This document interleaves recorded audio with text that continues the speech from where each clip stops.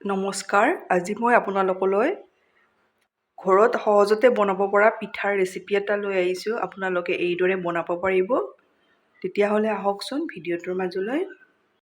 পিঠাটো বনাবলৈ মই বাতিটোৰে এবাতি চাউলৰ গুড়ি দি দিছোঁ।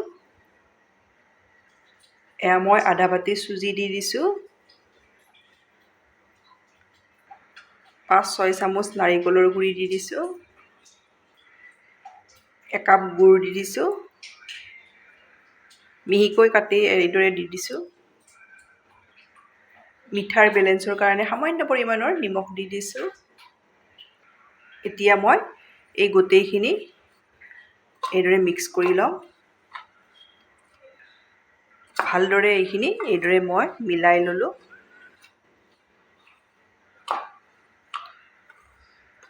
আপোনালোকে মোৰ ভিডিঅ' চাই ভাল পালে লাইক, কমেণ্ট আৰু ছাবস্ক্ৰাইব কৰি দিব। ফেমিলিৰ লগত শ্বেয়াৰ কৰিব। এই পিঠাটো খাবলৈ খুবেই ভাল হয়। এতিয়া মই ইয়াতে দি দিম পানী মই কমকৈ দি মিলাই লওঁ। পানীৰ ঠাইত আপোনালোকে গাখীৰো দিব পাৰে।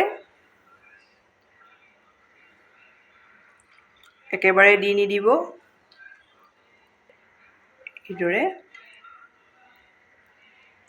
কমকৈ পানী দি মই মিলাই লৈছোঁ। ইয়াত মই সম্পূৰ্ণ এগিলাচ পানী দি দিলোঁ।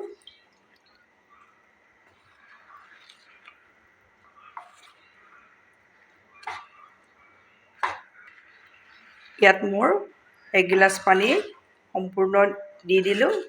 এতিয়া মই ঢাকনিৰে ঢাকি 10 মিনিট সময় থৈ দিম। এতিয়া 10 মিনিট সময় হৈ গ'ল। চুজিখিনিও ভালদৰে ফুলি গৈছে। এতিয়া মই ইয়াতে সামান্য পৰিমাণৰ বেকিং চ'ডা দি দিছোঁ। বেছি নিদিব। এইখিনি মই ভালদৰে এইদৰে মিলাই ল'ম। এইখিনি মোৰ ৰেডি হৈ গ'ল। এইটো জোখত ৰখাই দিব। ইয়াতকৈ বেছি পনীয়া আৰু বেছি ডাঠো নকৰিব। মই বাতি এটা লৈছোঁ। ইয়াতে অলপ ঘি সানি লৈছোঁ। এতিয়া মই ইয়াতে পিঠাৰ মিশ্ৰণখিনি এইদৰে দি দিম। বেছি ভৰ্তিকৈও নিদিব, ফুলি আহিব পিঠাটো। মই 3টা বাতিত এইদৰে ৰেডি কৰি ল'লোঁ। ইয়াত মই ওপৰত বাদাম দি দিম। এইদৰে মই 3টা ৰেডি কৰি ল'লোঁ। মই গেছত কেৰাহী এখন এইদৰে গৰম হ'বলৈ দি থৈ দিছিলোঁ। এতিয়া মই ইয়াতে বাতিকেইটা পিঠাৰ এইদৰে দি যাম।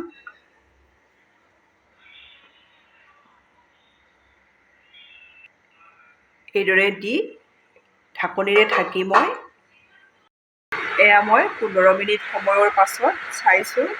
পিঠাকেইটা ভালদৰে হৈ গৈছে। এতিয়া মই নমাই ল'ম। মই কেৰাহীৰ পৰা বাতিকেইটা উলিয়াই ল'লোঁ। এতিয়া মই পিঠাকেইটা এইদৰে উলিয়াই ল'ম। ছাইডকেইটা অলপ এইদৰে লৈ ল'ব।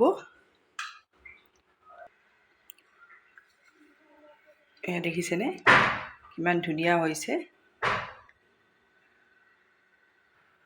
মই পিঠাকেইটা প্লেটত উলিয়াই ল'লোঁ। আপোনালোকে এইদৰে বনাই খাব। বনাই খাই কেনে পায় কমেণ্টত জনাব। ধন্যবাদ ভিডিঅ'টো শেষলৈ চোৱাৰ বাবে।